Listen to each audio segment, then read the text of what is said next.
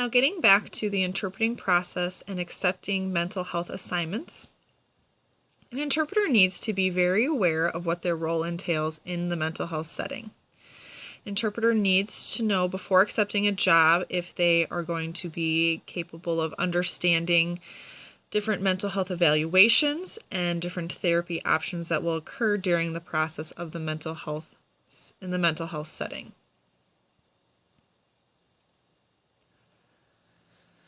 Now, this can be a challenge, but sometimes what happens is the mental health hospital will give the interpreter a heads up. They will let them know what type of patient that they are working with. Perhaps they have a 15-year-old girl who is contemplating suicide.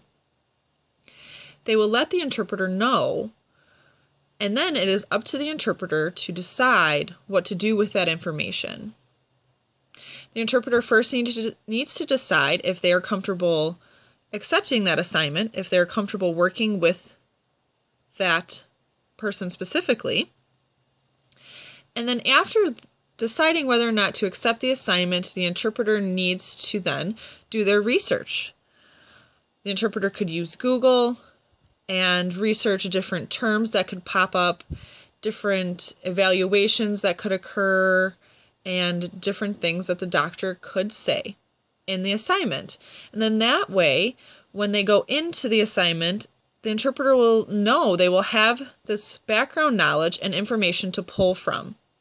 This will help immensely because it will limit how often the interpreter interrupts the psychologist. And oftentimes, deaf patients get very upset and very annoyed with the fact that the interpreters constantly have to interrupt the psychologist because they're not understanding and they need clarification.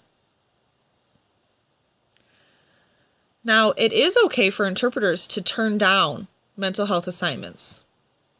Even qualified mental health interpreters will turn down assignments.